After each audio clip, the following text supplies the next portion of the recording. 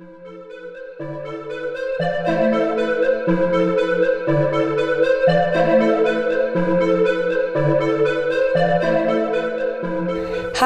my name is Lily Sergi, and today I will be discussing Coloradans' brand new access to medicinal psychedelics. This all stems from Colorado's Proposition 122, which was passed on November 8th. The proposition decriminalized certain psychedelic plants and created a natural medicine services program, which would allow for the supervised administration of these substances.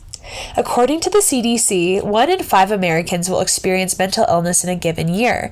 Psychedelics have imposed themselves as an exciting, optimistic new treatment for many Coloradans. But for now, the big question is how? How do they work? How are they administered? And how can I get my hands on them? As I previously stated, psychedelics have been groundbreaking in the world of mental health. According to a clinical trial published in the New England Journal of Health, 29% of participants with depression were considered to be in remission after taking a 25 milligram dose of psilocybin for 3 weeks.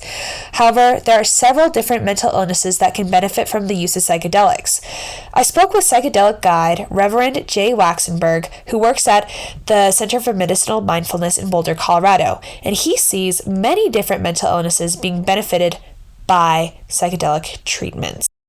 The research basically says, clinical depression, anxiety, end of life anxiety is huge, but also addiction and some of these other spaces. So pretty much everything that already we work with for, cannabis and ketamine. This, I think, really for us, we're being drawn to end of life care. That seems to be something that's really called for in the community. So that's probably our primary focus in that. And then also to answer that question, we have a research program called DMTX, which is more in a explorative, creative problem solving space. And so that's probably where we'll work with the DMT. According to the Drug Enforcement Administration, psilocybin and DMT are both considered Schedule I substances, so it is no surprise that there's a stigma around their use, even in a medicinal capacity.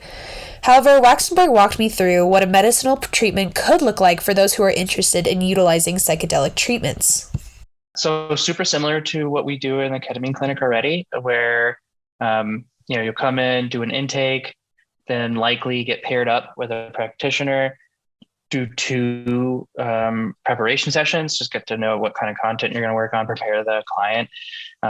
Somewhere sprinkled in there will be a meeting with our doctor.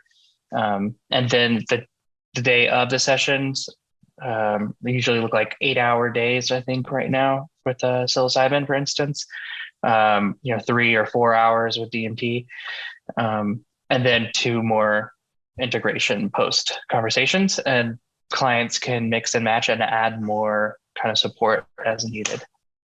As for what the actual psychedelic treatment will look like, this varies from person to person based on their individual needs and what they would like to get out of the treatment.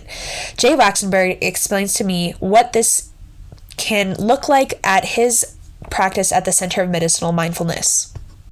For psychedelic experiences, we do offer what's called psycholytic experiences, which would be kind of more of a microdose where you're still able to kind of function and have much more complex thoughts. But probably, especially around psilocybin and DMT, we're looking for the full-on kind of trip psychedelic experience. For practitioners like those at the Center for Medicinal Mindfulness, the actual implementation of psychedelics has not yet been set in stone. Yeah, it's still semi up in the air, but the first quarter of next year is kind of what we're looking at. We're finalizing protocols and getting our legal teams to kind of confirm that we're all within the boundaries of the law. And then we'll start offering that pretty much as soon as legal signs off of that. Although implementation of this proposition may seem far away, you can still utilize psychedelics in a medicinal capacity at home.